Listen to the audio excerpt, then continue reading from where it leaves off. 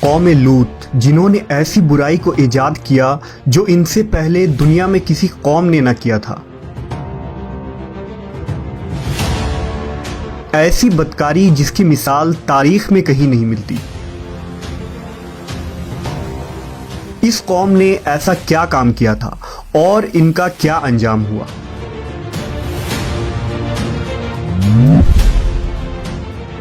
حضرت لوط علیہ السلام اللہ کے ایک برگزیدہ نبی تھے۔ آپ کے والد کا نام ہاران تھا جو تاریخ کے بیٹے تھے۔ آپ کی پیدائش عراق کے قدیم شہر اور میں ہوئی تھی۔ اس شہر میں ابراہیم علیہ السلام کا مسکن تھا۔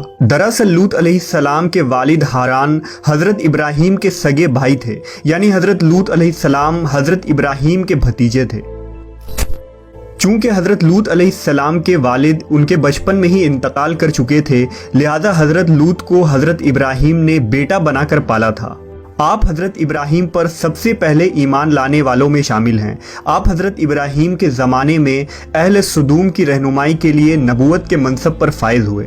حضرت لوط کے بہت سارے معجزات ہیں۔ آپ جس وقت بارش کے لیے دعا کرتے تھے تو آسمان بادلوں سے بھر جاتا اور خوب بارش ہوتی تھی۔ حضرت لوط جس پتھر پر سر رکھ کر سوتے اس پتھر پر آپ کے سر مبارک کا نشان بن جاتا تھا۔ سدوم وہ علاقہ تھا جہاں لوط علیہ السلام مبعوث فرمائے گئے۔ سدوم کے آس پاس 5 نہایت ہی خوبصورت شہر آباد تھے، جن میں سے ہر ایک کی آبادی 1 لاکھ نفوس سے زیادہ ہی تھی۔ یہ علاقے نہایت ہی سرسبز و شاداب اور قدرت کی فیاضی کا حسین شاہکار تھا۔ یہاں باغات کی کثرت تھی، لہلہاتی کھیتیاں یہاں کی ضروریات سے کہیں زیادہ تھی۔ اردن، شام اور اسرائیل کے درمیان بسا ہوا یہ علاقہ نہایت ہی زرخیز تھا۔ وہاں طرح طرح کے اناج، پھل، میوے بکثرت پیدا ہوتے تھے، اور یہی وجہ تھی کہ آس پاس کے بستیوں کے لوگ بھی اپنی معاشی اور غذائی ضرورت کے لیے ان بستیوں کی طرف آتے تھے۔ مگر یہ بات اہل سدوم کے لوگوں کو بالکل بھی پسند نہ تھی۔ ان کے خیال میں ان کی بستیوں میں پیدا ہونے والے پھلوں، اناجوں اور سبزیوں پر صرف ان کا ہی حق تھا۔ وہ نہیں چاہتے تھے کہ دوسری بستیوں کے لوگ ان کے علاقے میں آئیں۔ ایک دن سدوم کے لوگ اس بات پر غور و فکر کر رہے تھے کہ باہر سے آنے والے لوگوں کو یہاں آنے سے آخر کیسے روکا جائے کہ ابلیس ایک بزرگ کی شکل میں ان کے محفل میں آیا اور کہا، اگر تم ان سے پیچھا چھڑانا چاہتے ہو تو میرے کہنے پر عمل کرو۔ اس اجنبی بزرگ کی بات لوگوں نے بہت توجہ سے سنی۔ ابلیس نے کہا، میں کل بتاؤں گا۔ دوسرے دن ابلیس ایک خوبصورت جوان لڑکے کی بھیس میں آیا اور انہیں اپنی عورتوں کے بجائے مردوں کے ساتھ فعل بد کرنا سکھایا۔ ابلیس نے کہا کہ اگر تم ان بستیوں کے لوگوں سے نجات چاہتے ہو جو تمہاری بستی میں آ جاتے ہیں تو ایسا کرو کہ جب بھی کوئی شخص تمہارے علاقے میں آئے تو تم لوگ زبردستی اس کے ساتھ اپنی خواہش پوری کرو۔ اس طرح یہ لوگ اس بستی میں آنا چھوڑ دیں گے۔ اپنی نفسانی خواہشات کے لیے مردوں سے بدفعلی اس قوم کا دستور بن گیا تھا۔ یہاں بے حیائی عام ہو گئی تھی۔ حکمراں، سردار، رؤسا، ہر طبقے میں گھر گھر یہ عمل پھیل گئی تھی۔ بھری محفل میں یہ لوگ اس فحاشی کے کام کو کر کے خوش ہوتے تھے۔ کوئی بھی محفل اس کام کے بغیر ادھوری سمجھی جاتی تھی۔ خاص کر مسافروں میں سے کوئی خوبصورت لڑکا ہوتا تو یہ لوگ اسے اپنا شکار بنا لیتے۔ تلمود میں لکھا ہے کہ اہل سدوم اپنی روزمرہ کی زندگی میں سخت ظالم، دھوکے باز اور بد معاملہ تھے۔ کوئی مسافر ان کے علاقے سے بخیریت نہ گزر سکتا تھا۔ کوئی غریب ان کی بستیوں سے روٹی کا ایک ٹکڑا نہ پا سکتا تھا۔ بارہا ایسا ہوتا تھا کہ باہر کا آدمی ان کے علاقے میں پہنچ کر فاقوں سے مر جاتا اور یہ اس کے کپڑے اتار کر اس کی لاش کو برہنہ دفن کر دیتے۔ اپنی وادی کو انہوں نے ایک باغ بنا رکھا تھا جس کا سلسلہ میلوں تک پھیلا ہوا تھا۔ اس باغ میں وہ انتہائی بے حیائی کے ساتھ اعلانیہ بدکاریاں کرتے تھے۔ حضرت لوط علیہ السلام نے انہیں توحید کی دعوت دی اور بدکاری کے اس گھنونے عمل سے توبہ کرنے کا حکم دیا۔ حضرت لوط نے کہا، تم بے حیائی کیوں کرتے ہو؟ کیا تم عورتوں کو چھوڑ کر لذت حاصل کرنے کے لیے مرد کی طرف مائل ہوتے ہو؟ حقیقت یہ ہے کہ تم احمق لوگ ہو۔ حضرت لوط اہل سدوم کو دن رات واعظ و نصیحت کیا کرتے، لیکن قوم پر اس کا کوئی اثر نہ ہوا، بلکہ وہ بہت فخریہ انداز میں یہ کام کرتے تھے۔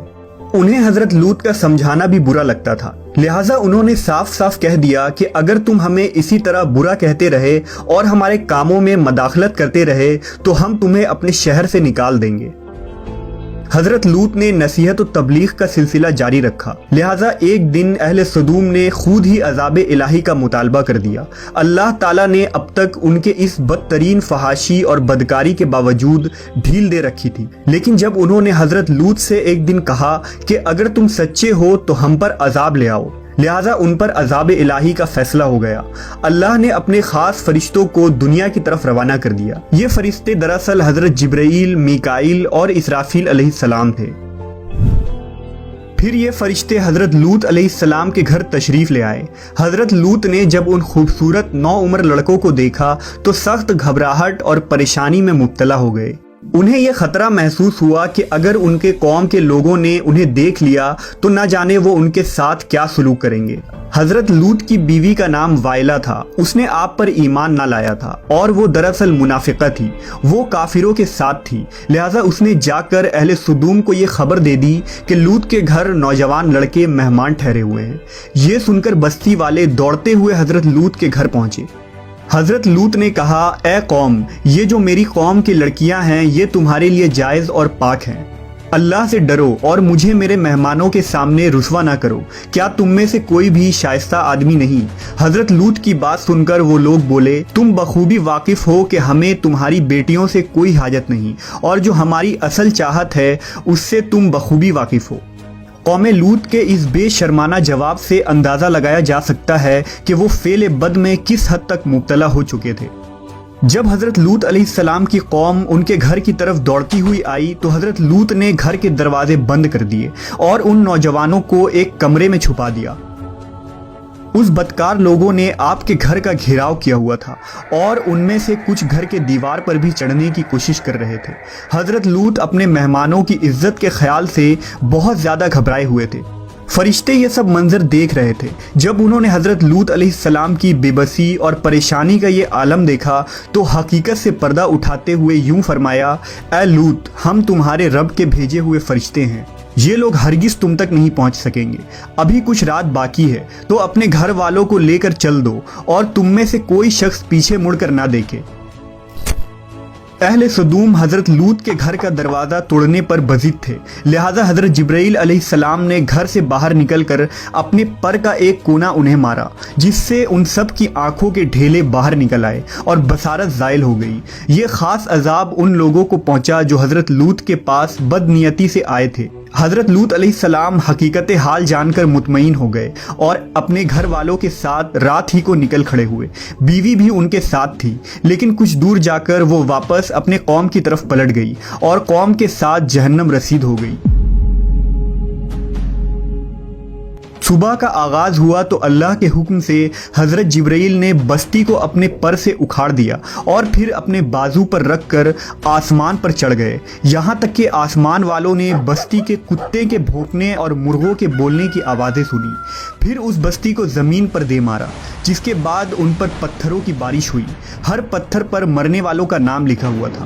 جب یہ پتھر ان کو لگتے تو سر پاش پاش ہو جاتے۔ صبح سویرے شروع ہونے والا یہ عذاب اشراق تک پوری بستی کو نیست و نابود کر چکا تھا۔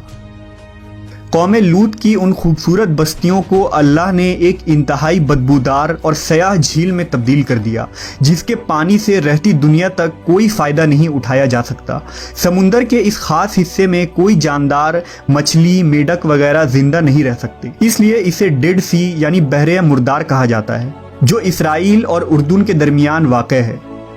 ماہرین آثار نے 10 سالوں کی تحقیق و جستجو کے بعد اس تباہ شدہ شہر کو دریافت کیا تھا۔ تحقیقات سے پتہ چلا تھا کہ اس شہر میں زندگی بالکل ختم ہو چکی ہے۔ اس شہر کے راستے اور کھنڈرات کو دیکھ کر آرکیولوجسٹ نے یہ اندازہ لگایا کہ جب یہ شہر تباہ ہوا تو اس وقت لوگ روزمرہ کے معمولات کے کاموں میں مشغول تھے اور یہاں زندگی اچانک ختم ہو گئی تھی۔ اہل سدوم جنہیں پتھر بنا دیا گیا تھا، ان کے بت ابھی تک بحر مردار کے پاس موجود ہیں، جو تا قیامت لوگوں کے لیے ایک عبرت ہے۔ آج یورپی ممالک میں انسانی آزادی کے نام پر اس بدکاری کی اجازت دی جاتی ہے اور اس فحش عمل کو فخر سمجھا جاتا ہے، مگر حقیقت یہ ہے کہ ہم جنس پرستی بالکل فطرت کے خلاف ہے، جس سے انسانی معاشرہ تباہ و برباد ہو جاتا ہے۔ روایتوں کے مطابق ایک مرتبہ حضرت سلیمان علیہ السلام نے شیطان سے پوچھا کہ اللہ کے نزدیک سب سے بدترین عمل کیا ہے؟ ابلیس بولا، جب مرد مرد سے بدفعلی کرے اور عورت عورت سے خواہش پوری کرے۔ حضرت ابن عباس سے روایت ہے کہ رسول اللہ صلی اللہ علیہ وسلم نے فرمایا کہ اس شخص پر اللہ پاک کی لعنت ہو جو قوم لوط والا عمل کرے۔